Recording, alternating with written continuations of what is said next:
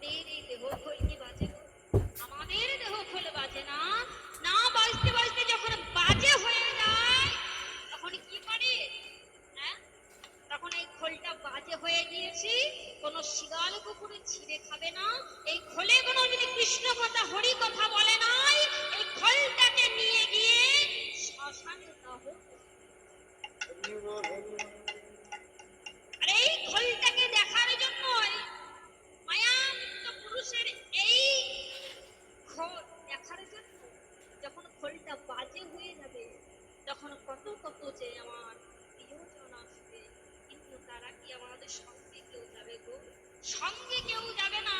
এই খোলটা যখন নষ্ট হয়ে যাবে ঘর থেকে বার করে নিয়ে গিয়ে গোবরের ছড়া দিয়ে দেবে। কেন? কারণ এই খোলটা এখন অপবিত্র। তাই যখন নিয়ে যাবে কি বলবে? বলো হরি, বলো হরি, বলো হরি, ও মা, এই যে খোল, এই দেহ খোল আর স্ত্রী খোল কতটা তফাৎ। এটা মাটির খোল, এটা হচ্ছে রক্ত মাংস। এ খোলকেও বাজালে বাজবে, এ খোলটাকেও বাজালে বাজবে, কিন্তু এ খোলটাকে আমরা বাজাই, স্ত্রী খোলকে বাজাই, আমাদের দেহ বাজাই। মহাজন সাধুজন বললেন, ওগো বলি হতো জীব গো, তোমাদের সাধন ভজন করার সময় কখন জানো? তোমাদের সাধন ভজনের সময় হতো দুপুরে। আমাদের তিনটি সময় হয়, কখন? সকাল, দুপুর, সন্ধে, তাই তো? সকাল বেলায় কি হয়? আমাদের জন্ম হয়। দুপুর বেলায় কি হয়? যৌবনকাল হয়। আর সন্ধে বেলায় আমাদের মৃত্যুর সময় নিতাই গৌর হরি, তাই না?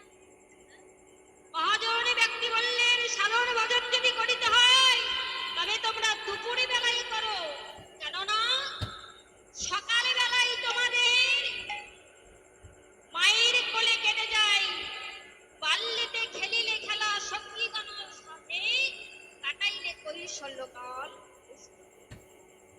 কারণ আমাদের যখন সকালে বেলা হয়, মানে আমাদের জন্মের বেলা সকালে বেলা, তখন আমরা মায়ের কোলে খেলে খেলে আমাদের সময়টা শেষ হয়ে যায়। আমাদেরই যখন দুপুর বেলা, তখন আমাদের দেহ যৌবনটা ফুটে উঠে, যাকে বলি যে 18 বছর 17 বছরের যুবতী নারী হয়ে গিয়েছে। সন্ধেবেলা কখন?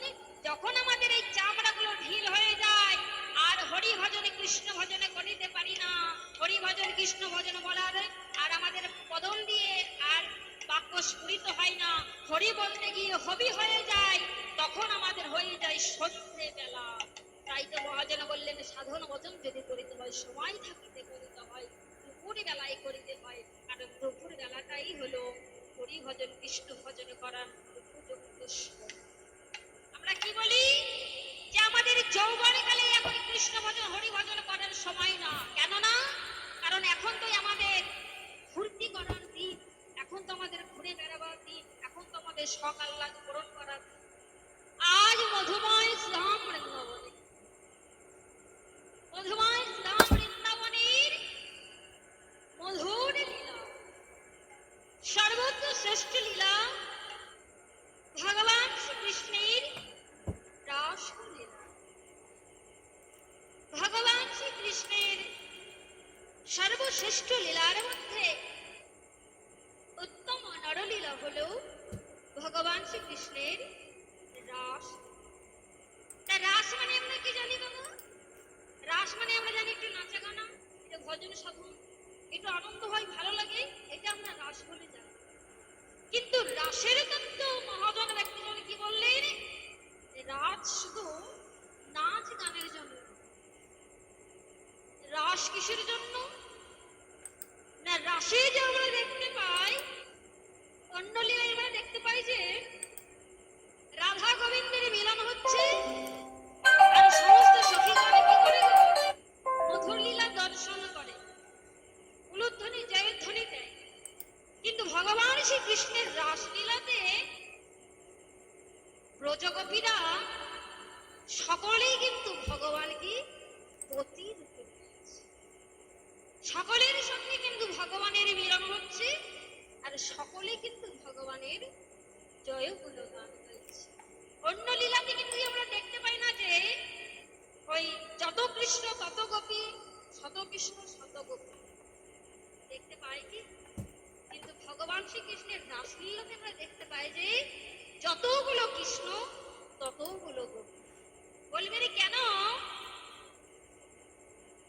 এই যে রাস, এই রাস কি আর কোথা থেকেই ভাই? এই যে রাস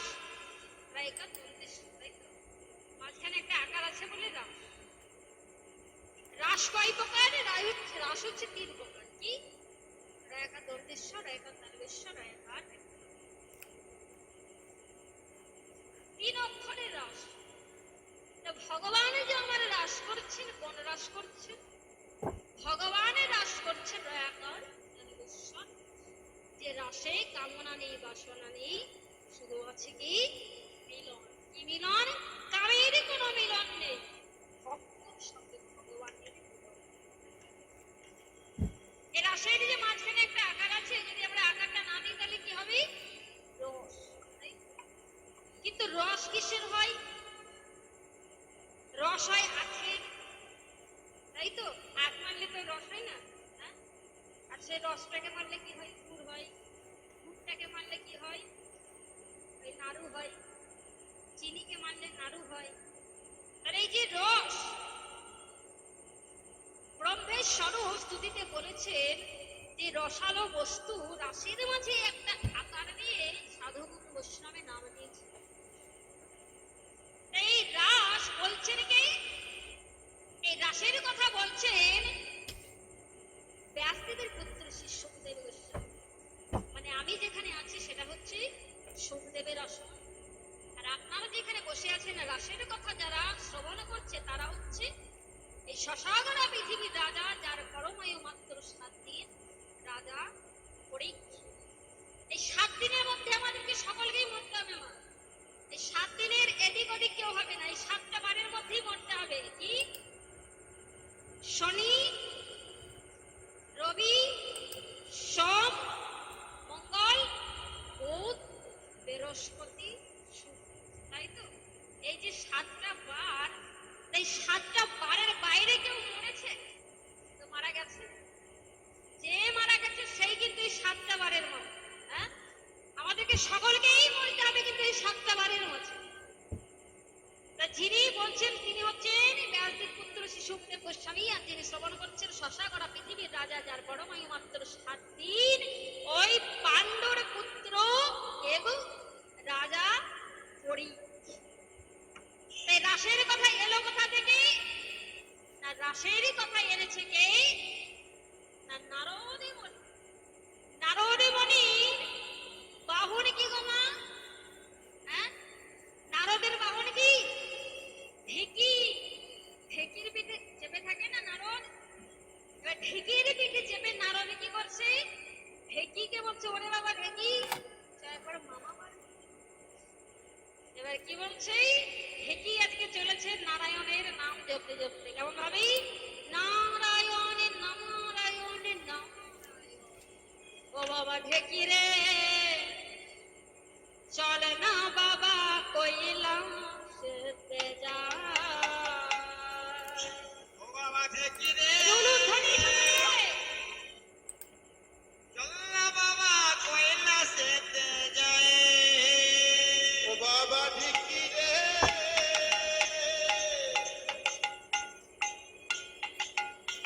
চল না বাবা সেতে যায়। বাবা ঢেকি রে, চল না বাবা কৈলাসে যায়। বাবা ঢেকি রে,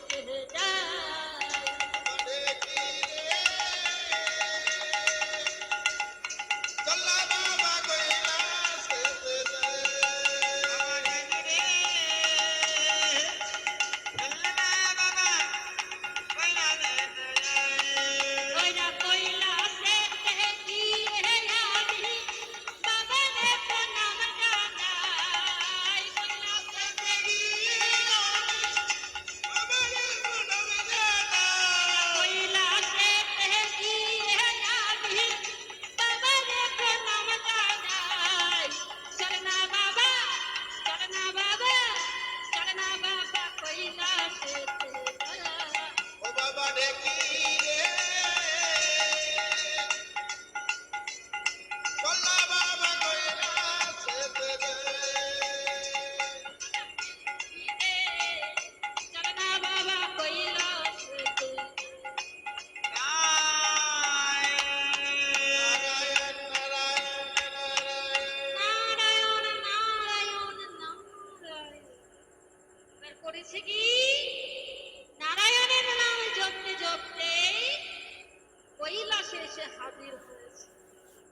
কৈলাসে এসে হাজির হয়ে এবার মাকে খোঁচাতে গেছে, মানে মার মনে কয়লাটাকে ভাঙতে গেছে। কয়লা ভাঙলে পরে আগুন লাগবে কয়লাতে, আর আগুন যদি লেগে যায় বাবার সঙ্গে বিভক্ত তাল হয়ে যাবে, তাই না? এবার বাবাকে গিয়ে মাকে গিয়ে বলছে, ও মা, মা, আরে বাবা নারদ কখন এলি রে? আরে এই তো এলাম। তাই এসেছি, ভালো করেছিস, বস। আরে বসবো পরে, তোমাকে একটা খবর দিতে এলাম। খবর? কি খবর দিতে এসেছিস বাবা? ও মা, বলি সবাই জানে, তুমি জানো না? বলে কি কথা বলতেছিস, বলবি তো ভালো করে, তবেই না বুঝবো। ও মা, বলি তুমি বাবার কাছে যাও, আর বাবার কাছে গিয়ে বলো যে তুমি যে সর্বদা বসে থাকো, হ্যাঁ, তা কার নাম ধাম তো জপ করো, আর কাদেরকে লইই বা বসে থাকো। হ্যাঁ? এবার বলে দিয়েছে, দেখো গা, তোমার অবর্তমানে কাদেরকে লইয়ে সঙ্গে করেই নাম ধাম জপে। এবার মেয়ে মানুষ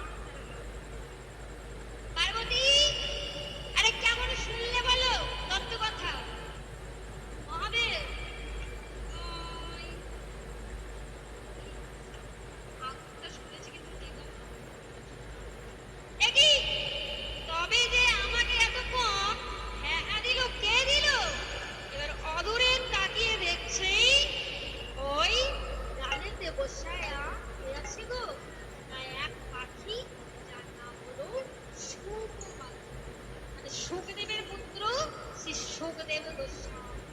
এবারে যেই না দেখেছে যে সুখ পাখি ওই গোপন লীলা শুনে ফেলেছি, গোপন লীলা যেন এই জগতে প্রচার না হয় বলেই তাকে হত্যা করতে হবে বলে মহাদেব আমার কি করেছি, তার শুনতে নিয়ে তার পিছু পিছু পাখি আমার যতই উড়ে উড়ে উড়ে উড়ে যায়, তার পিছু পিছু পিছু পিছু সেই ত্রিশূল ওড়াইয়া যায়।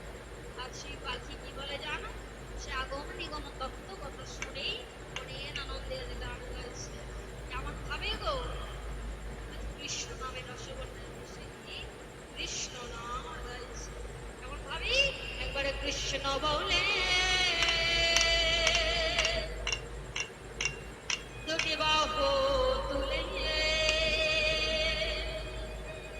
নাচো দেব হরি বলে।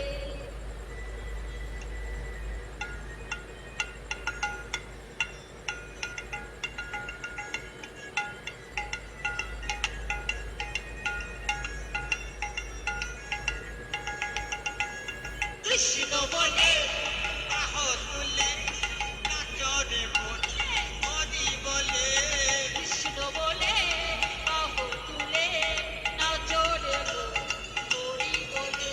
একবার কৃষ্ণ বলে বাহু তুলে নাচো রে মন, হরি বলে। এ নামে নেই কোনো ভয়, এ নামে আছে সুখ জয়।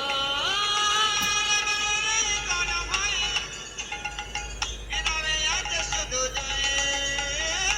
এ নামে নেই কোনো ভয়, এ নামে আছে সুখ জয়। নেই কোনো ভয়, এ নামে আছে শুধু জয়। কৃষ্ণ বলে বাহু তুলে নাচো রে হরি বলে। উলুধ্বনি একবার হরি কৃষ্ণ বল। বলে বাহু তুলে নাচো রে মন, হরি বলে। তোরা আয় আয় আয় আয় আমার ভাই, তোরা চল চল চল মধুর বৃন্দাবনে চল। আয় আয় আয় আয় আমার ভাই, তোরা চল চল চল মধুর বৃন্দাবনে চল। এবার কৃষ্ণ বলে বাহু তুলে নাচো রে হরি বলে।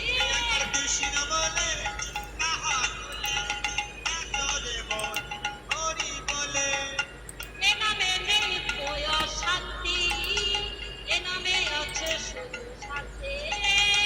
নামে নেই কোনো শান্তি, নামে আছে শুধু ক্লান্তি। আর এ নামে নেই কোয় শান্তি, এ নামে আছে শুধু শান্তি। বদন ভরে এই নামে গা, বদন ভরে এই নামে গা, বদন ভরে এই নামে গা, বদন ভরে এই নামে গা।